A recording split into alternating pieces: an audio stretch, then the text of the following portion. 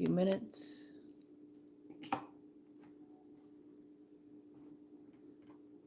The video's still uploading. Okay, so for this video, I am doing a top 10 of books and series that I feel would make good adaptations. Now, these can either be movies or shows. Some of them I feel would make better TV shows.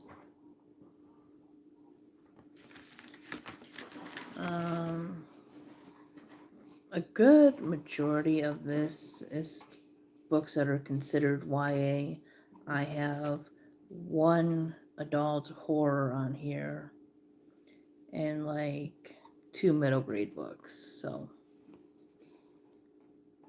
well, actually, 4 middle grade. 2 are graphic novels. So,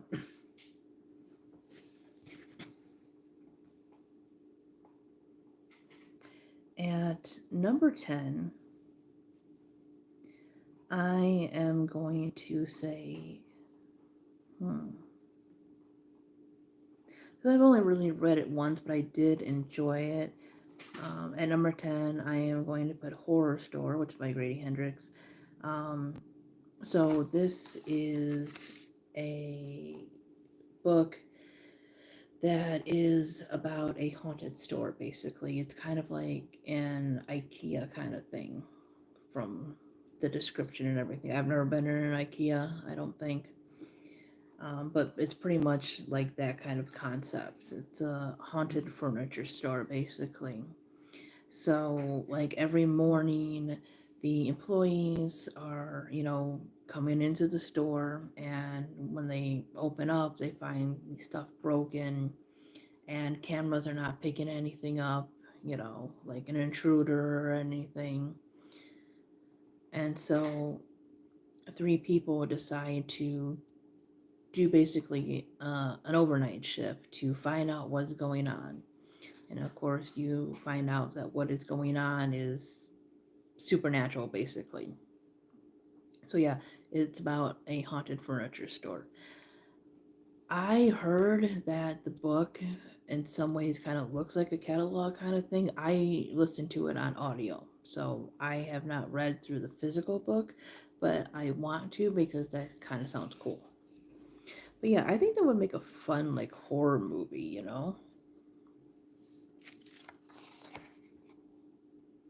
And I had also read My Best Friend's Exorcism by the same author. Those are the only 2 books that I read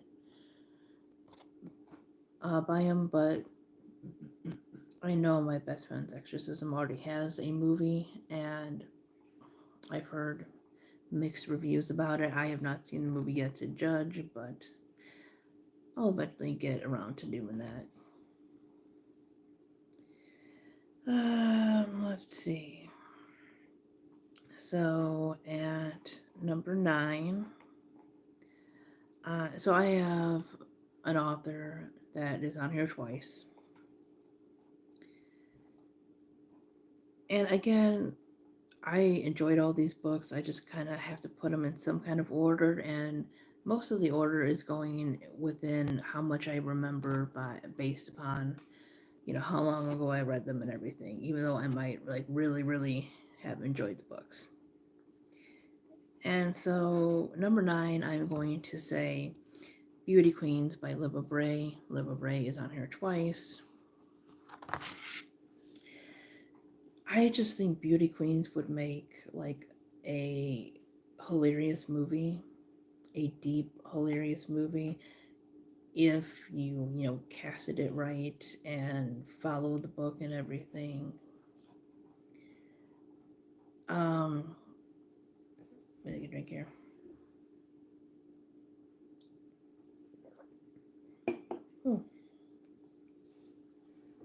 So, Beauty Queens is basically like a satire of like corporations and beauty pageants, America basically.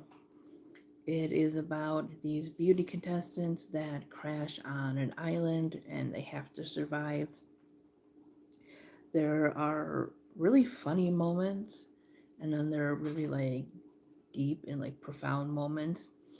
I like the fact that the author showed differences in opinions. Whether you agree with those opinions or not, it didn't seem like she was demonizing characters when she was, or when the characters themselves, were talking about certain issues and explaining their opinions and their side and everything.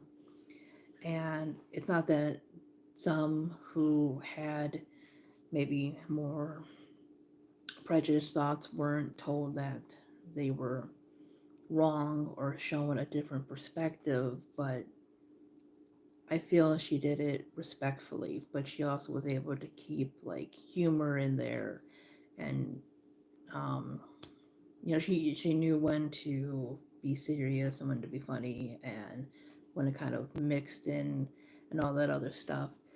It's like a good blend of genre. And I have to read it again, but I really enjoyed it the first time I listened to it on audio, and it was read by the author.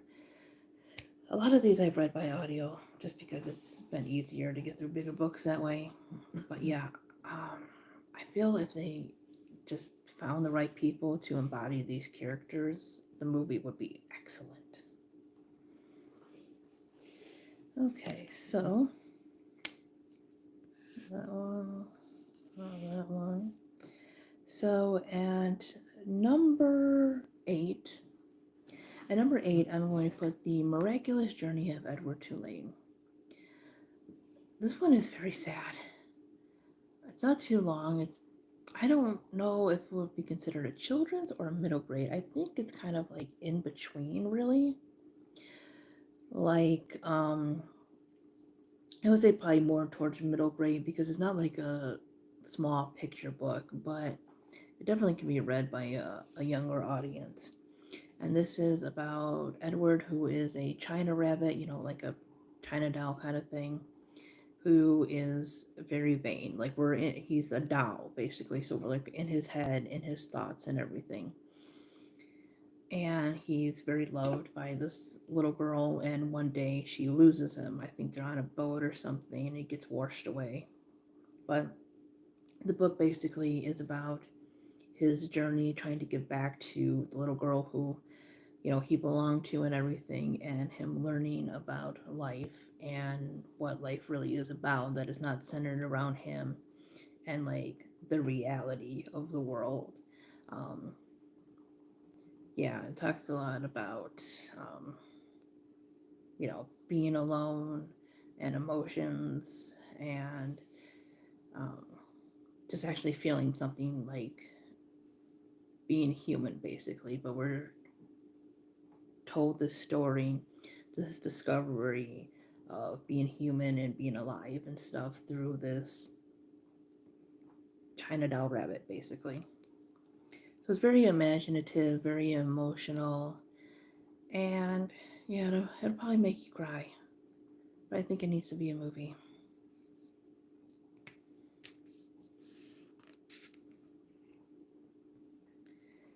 Alright, so I'm going to say that, let's see,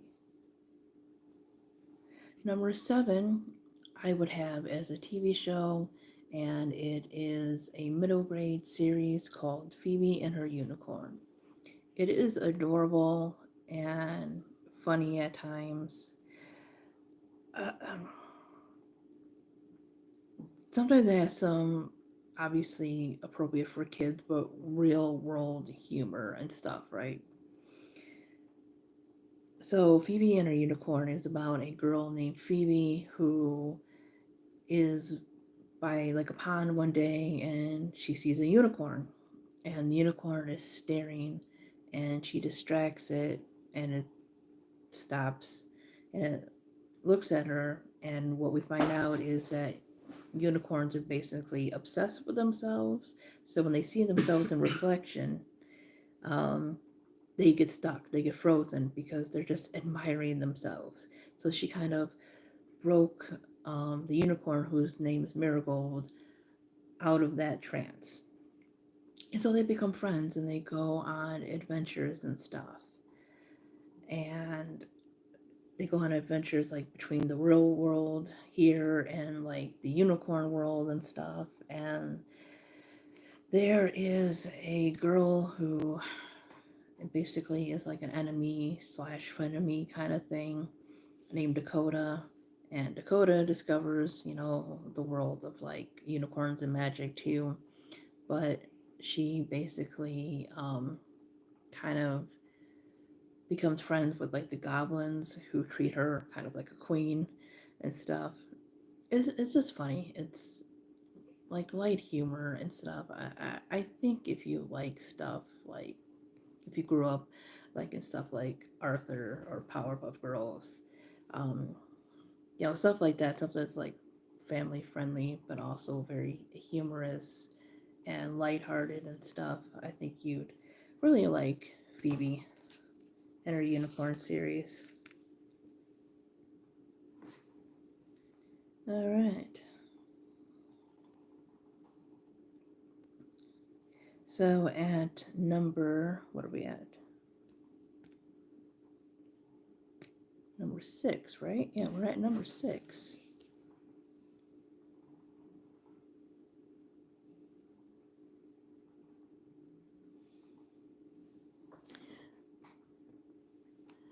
Okay, let's see.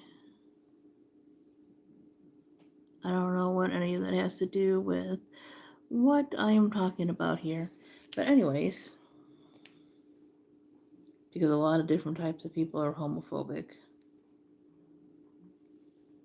Oh.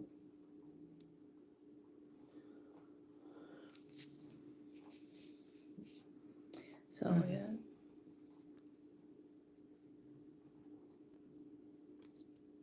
So for number 6, I am going to say Going Bovine, which is the other book by Libba Bray. So Going Bovine is about a kid named Cameron, or he's a teenager basically, and Cameron is just kind of like, I don't know, gliding through life, right? He doesn't really care. He's just kind of like floating by. He doesn't really care too much about grades or anything like that. He doesn't like his sister's boyfriend. He was like, I think, a football player or whatever that found God and stuff like that. So he just finds people in general annoying, right? And one day, he finds out after going to a restaurant that he has contracted mad cow disease. But what, mad cow disease? That's a thing. Mm-hmm. But what is that? I heard I'm named Jeffy. It was, I don't know how to explain it, but it's like stuff in meat that makes you like sick and stuff. Oh, I thought it made you I like think angry. you've actually, well, no, that's the cows, but for people, it could kill you. And Jeffy, they made you angry. No, but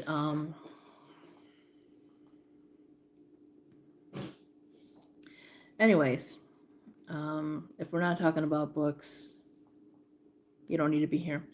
So, anyways, yeah, he finds out that he ends up with that, and he is seeing like these visions of like this type of, well, not type of, she's basically like an angel, but kind of like a punk aesthetic. Her name is Dolce, I believe that's how you pronounce it.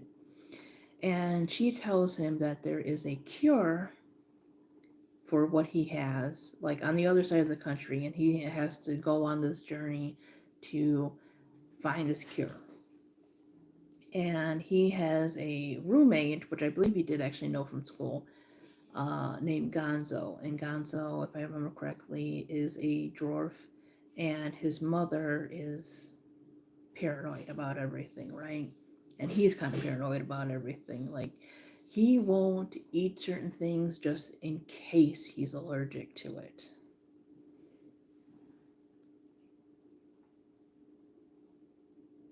Gonzo is definitely Mexican. Yeah, I believe actually was Hispanic slash Latino. I don't remember if they specifically said he was Mexican, but he was of a Latino descent. And I can't remember what his last name is, but I don't remember Cameron's last name either right now. But yeah,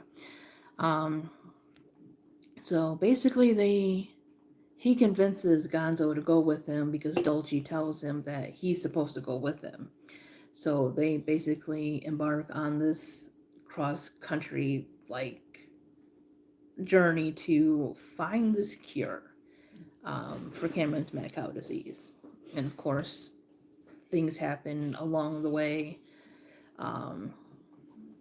They come across this lawn gnome. I can't remember how they came across him because I have to read the book again. But it's a gnome that believes he is the Norse god Balder. So yeah, I think it's marked as dark and surreal fiction. I honestly think Leva Bray is going to become probably one of my top favorite writers because I'm liking everything she's written so far that I've read, and I haven't even read a lot. I read the first book in the Gemma Doyle trilogy. I have to read the other two. I'm currently reading the first book in the Diviners, which is the Diviners. I don't know why I stumbled upon that one or stumbled with that one. I'm sorry. And then of course there's Beauty Queens and Going Bovine. I haven't decided which one I like better yet between Going Bovine and Beauty Queens because they're both really good. I might like Going Bovine slightly better. They're pretty equal.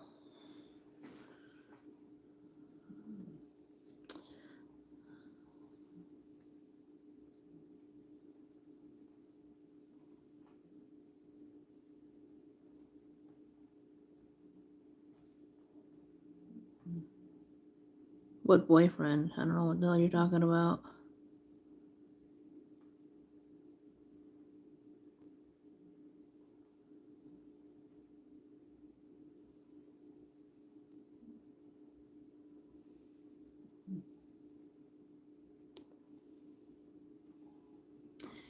Anyways, so yeah. So Going Bovine would be number 6.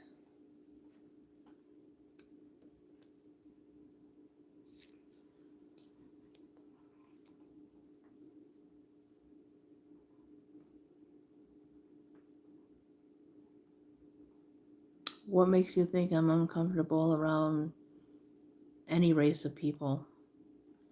We're not even talking about races of people. I'm talking about books. I'm making a top 10 of books that I think deserve adaptations. So, yeah.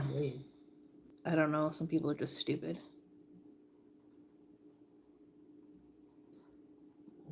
And what makes you think that? You don't know anything about me to know who I like, who I don't like. I like people based on who they are, not what they are.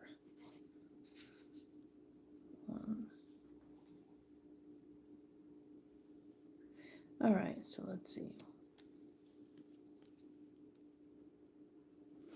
So, we're at number 5. What black character?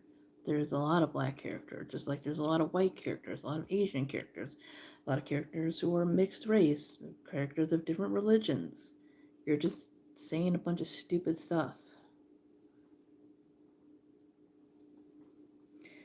Yeah, anyways, moving on because you cannot have an intelligent conversation.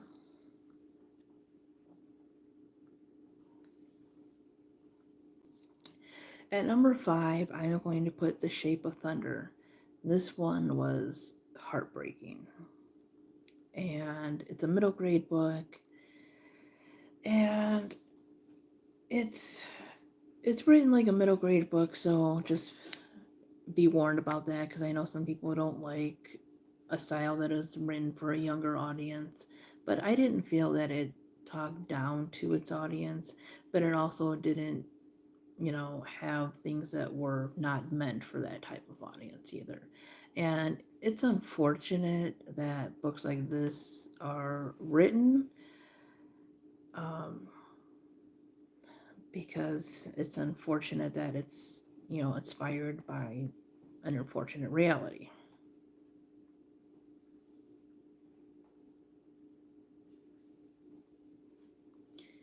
Okay, well, bye. No one needs to hear. Because obviously you guys probably don't read. You probably don't have the intelligence to keep up with books and stuff. So can't have an intelligent conversation. Don't need to be here. Mom, Anyways, I'm being beat this game. well, that's good, Nate. Hey, Mom, if I get time, I want to do a live stream me playing a game. Okay, maybe you can. So, anyways, The Shape of Thunder is about two girls.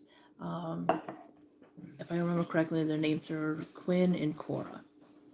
And they used to be best friends. But unfortunately, what are you doing, Nate?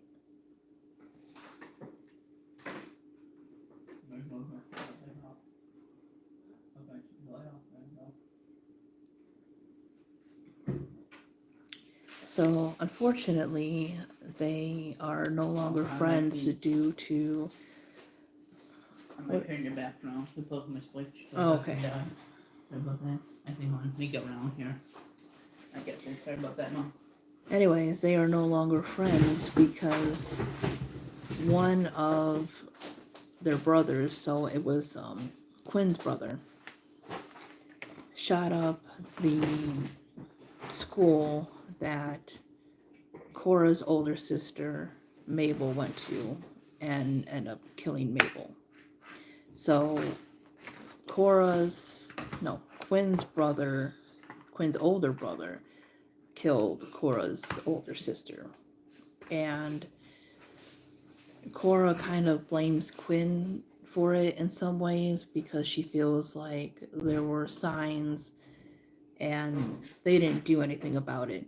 And in the book, you kind of learn that while not that it's not Quinn's fault because she's like a 12-year-old girl, but that the parents basically ignored it. Like, he was looking up a lot of like prejudice, misogynistic, just racist, just bigoted things, and he was becoming aggressive and stuff, and they just kind of brushed it off, and then he did that horrible thing, and now they still don't want to face what their son did. They just want to like move to another town, have Quinn start all over again. And Quinn doesn't want to. She wants to patch up her friendship with Cora, and she wants her parents to acknowledge what was happening, like mentally and stuff with their son and what she has been going through. There's also a kind of like a side story kind of thing, with Cora, that before any of this happened, before like Mabel died and stuff, that her mom took off. Like, she basically abandoned the family. And she doesn't even know if her mom knows that her other daughter is dead. So she is dealing with the abandonment of her mother. She is dealing with the death of her sister. It's kind of implied that they are a mixed family, like a mixed race family. I don't remember if they specifically said it, but I'm pretty sure like her mom was white and their father is Middle Eastern. And they consider themselves Muslim. And, one of the things she asked Quinn was if that was the reason that her brother had targeted her sister. So there's issues of friendship, family, forgiveness, guilt, religious and racial identity, a whole bunch of stuff. And this is considered a middle grade book. So it's pretty heavy for a middle grade book. And, I think if they did it right, it could be a very impactful movie.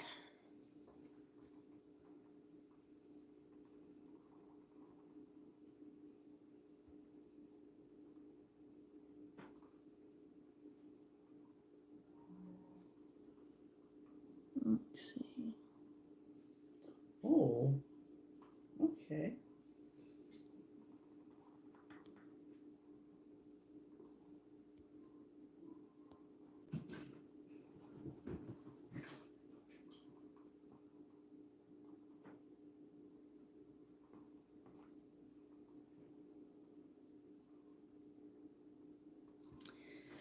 Anyways, so how many do we have left? Now we have.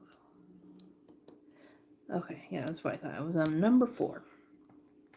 So number 4 is also one that I think would make a good TV show versus movie, and that is Lumberjanes. And the thing about Lumberjanes, why it's probably a little bit lower on the list, is because I haven't read all of them. I'm only on like volume 6, but so far the books are just super fun. So I had thought this was considered YA, but it's in the library, it's middle grade. Anyways, so Lumberjanes is a graphic novel series, that's Phoebe and a Unicorn too, if I didn't mention that before. It's a graphic novel series about a camp called Lumberjanes, and it's about like a specific cabin, a group of girls, and basically the adventures they go on. There's a lot of like paranormal stuff that happens, there's a woman that turns into a bear. They call her Bear Woman. There was one where somebody they met was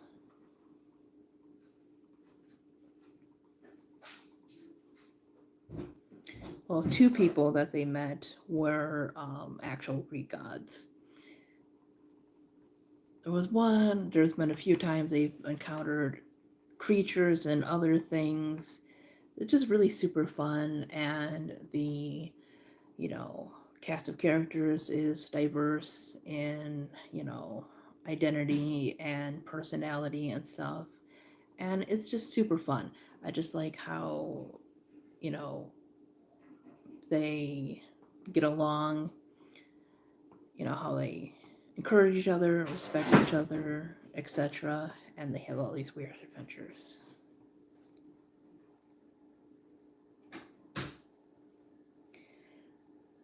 I think if you like those shows that have like the spooky, paranormal ish adventure kind of things, you would definitely love this one. And yeah, I think this would make a great show. Not a movie. Because when they do movies with long series and stuff, they just cram everything together. So finally, we are at the last 3.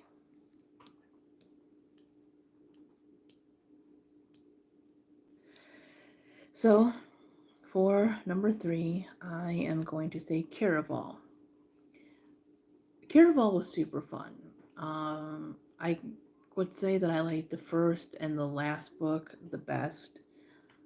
I want to definitely go back and reread the series. I feel like there was just stuff I was missing from the second one, probably because I was listening while I was at work and stuff, and doing other things. So, yeah, I need to do a reread of the series. I'll probably reread all of these books eventually because I always reread books that I love. Anyways, so Caraval is about 2 sisters who live on an island where their father is, I believe he's considered the governor. And their mother disappeared years ago, and their father is very cruel. Like, something that he'll do is he will punish one for what the other did, basically to make one feel guilty.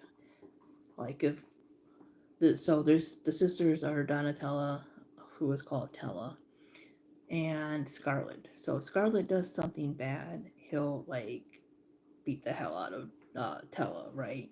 And stuff like that. Well, there is a carnival type thing that comes around every year called a Caraval.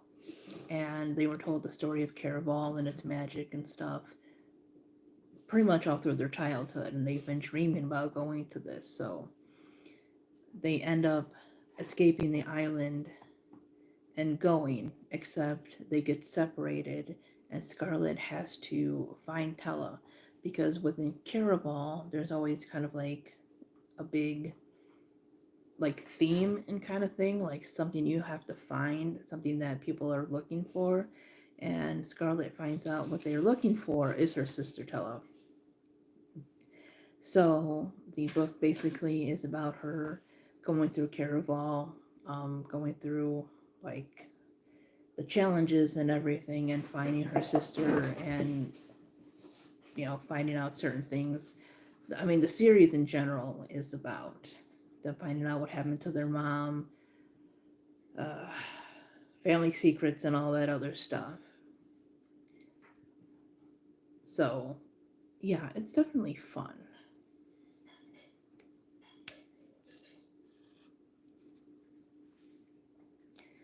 Then, number 2, which I heard they're supposed to be doing an animated movie for these. I think some of these longer series might have made good shows, or at least a mini series or a limited series.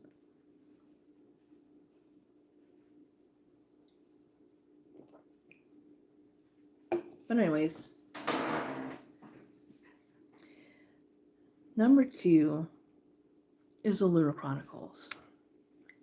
So if you know what the Lunar Chronicles are, they are a series of books. There is 4 main books, 2 graphic novels. I think there's like a short story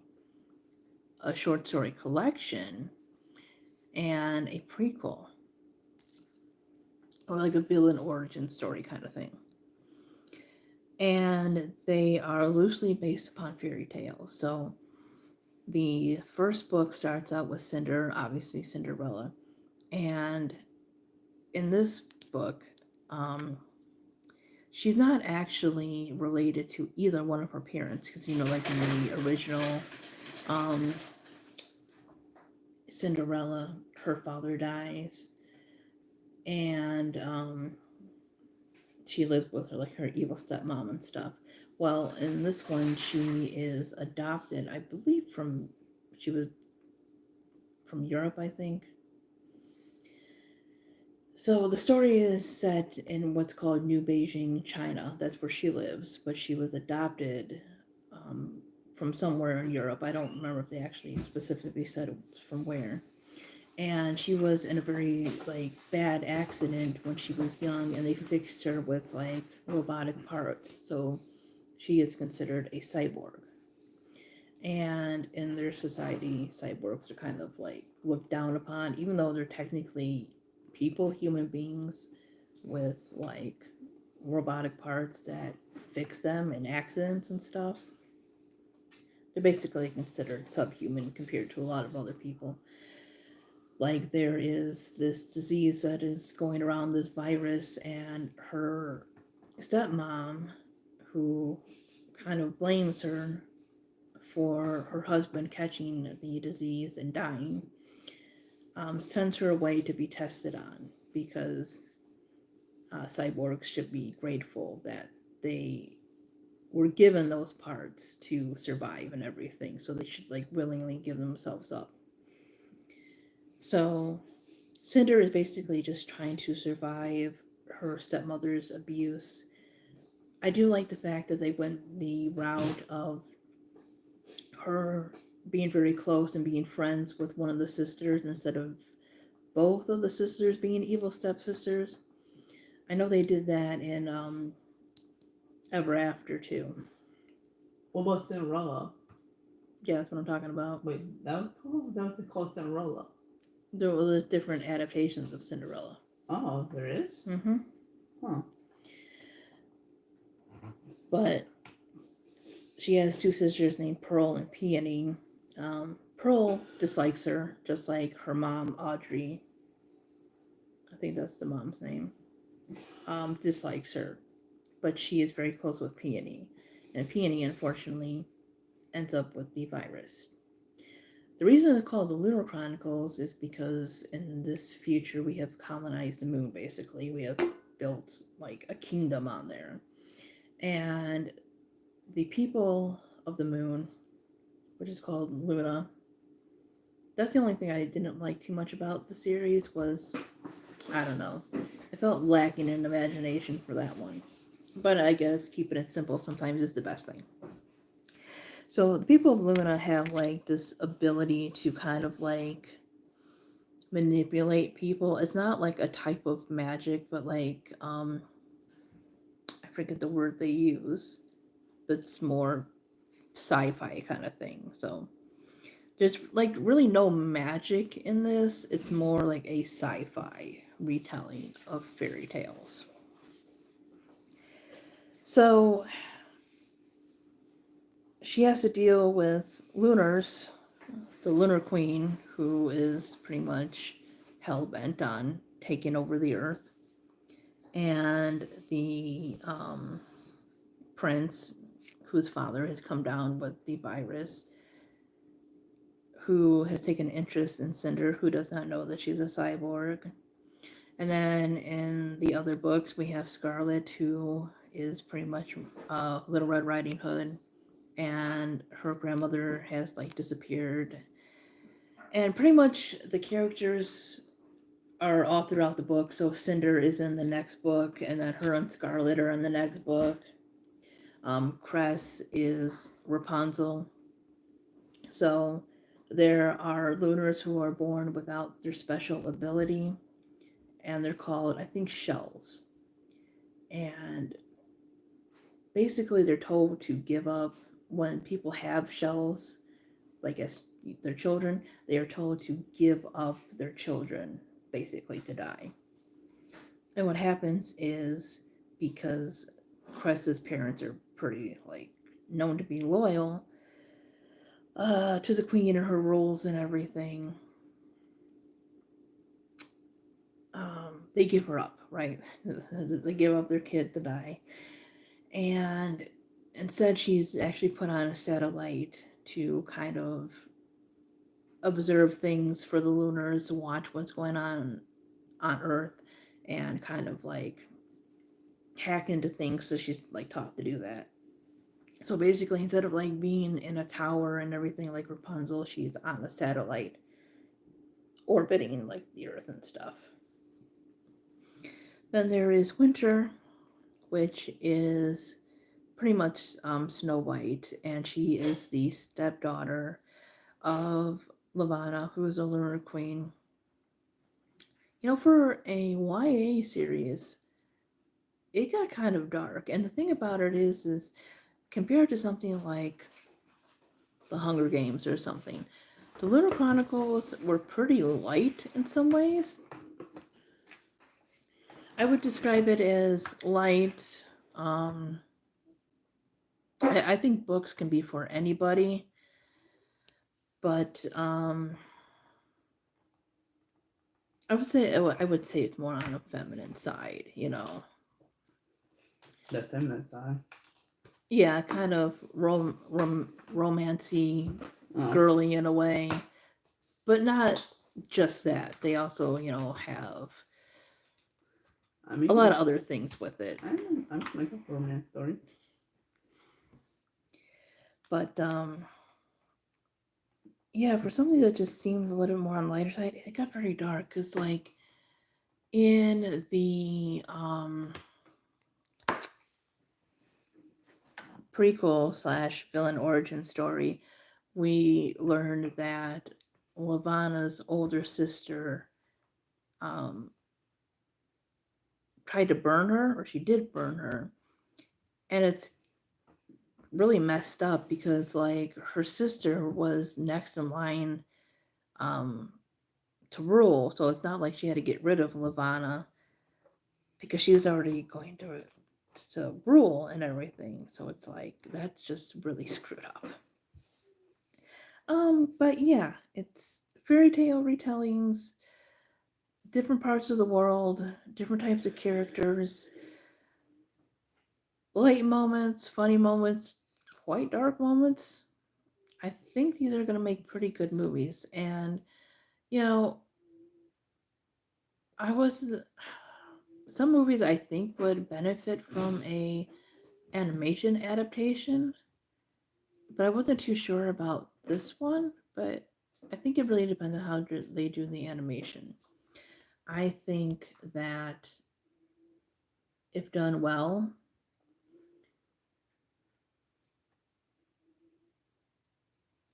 uh, hello to everybody. Sorry, I have to refresh this sometimes because it doesn't always show up. What's this? Read the title. Anyways,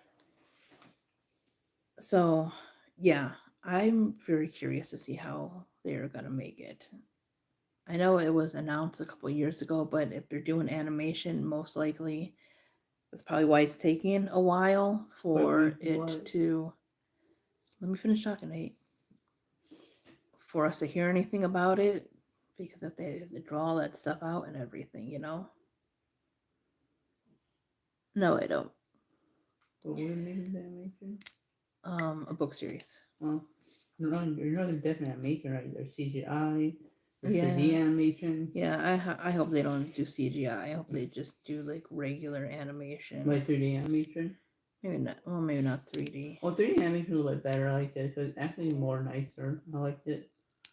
I think this kind of story would like benefit from like hand drawn animation. That would be really good. Yeah. All right. But I'm really looking forward to seeing Scarlet and Winter done as movies because those were my two favorite out of the series. But of course, we'll have to wait on that one because the characters appear in each book. So we'll get Cinder and Aiko and some of the other ones in the first one. We won't see the other ones until the next movies. I hope they do 4 or 5 movies at least. So finally, at number 1, I have Three Dark Crowns. So Three Dark Crowns is a series about 3 sisters who are all equal heirs to the throne of their island called Fenburn. So basically, every generation, the queen gives birth to triplets. And in this world, people have like certain abilities, like magical abilities. Like there's oracles, there's poisoners, basically, they can ingest poison, not die. People who control the elements, elementals, and naturalists, basically people who can bloom flowers, control animals, etc. And the 3 sisters are a poisoner, a naturalist, and an elemental. And what happens is, after the queen gives birth, she leaves the island with what's called her king consort. And the 3 sisters are raised, I think, up until like maybe age 6, I think, or something like that. And like a cottage kind of thing, or something like that, by like a midwife and some other people.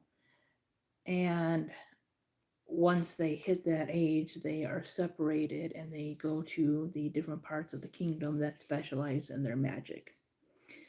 And at age 16, one of these sisters has to basically kill the other 2 to become the actual queen. Like, they believe in this goddess, and it's kind of like almost a sacrifice kind of thing that they have to do to kind of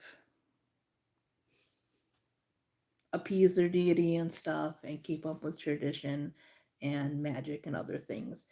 And I really like the characters. I love the side characters. Jules was probably my favorite. I just love like books that have like friends and sister bonds and stuff like that.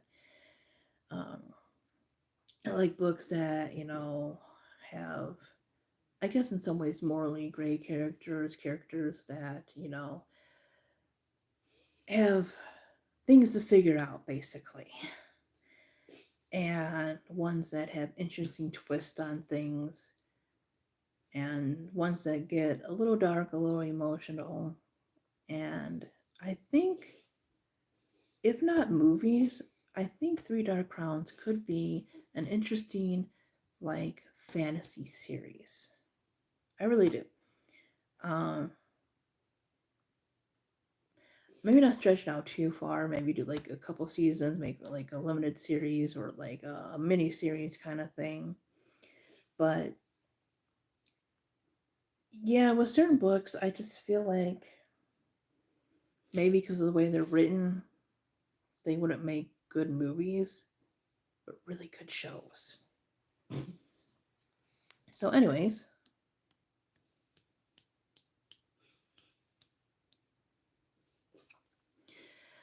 um, yeah, and there's like a lot of things going on, a lot of twists and everything, and a lot of backstories that we get um, about the characters in that one. Because, like, people think Marabella, who is the elemental, is going to be the queen because she's like one of the most powerful elementals that have been around for a while. Um, Poor Katarine, she is basically abused in a way by her foster family, and because she's not ingesting the poisons the way she's supposed to be, and she's always like sick and feeling weak. And her mother, the queen that gave birth to her, obviously, was a poisoner. Like, the poisoners have been on the throne for, like, I think almost 100 years or so. And they don't want to lose, like, their, like, political power and stuff, because, like, when... Is he okay? Bert? Yeah, he just had a sneeze. That's a long one. Yeah. So basically, when the queen, with their power, wins, they, have like political power, basically, like I was saying, like they rule along with her and everything. So they don't want to lose that.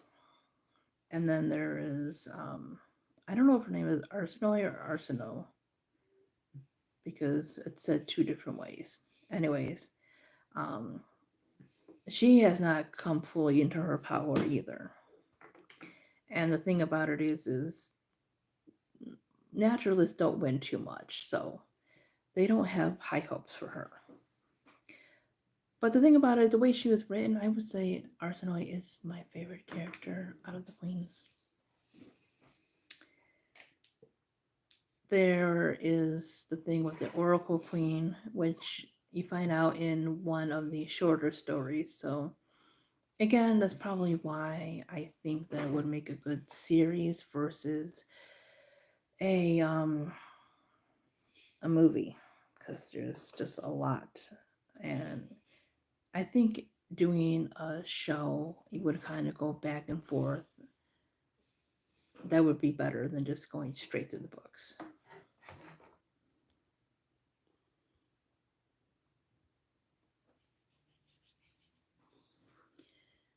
Anyways, that is my list. Let me know what books you think would make some good adaptations.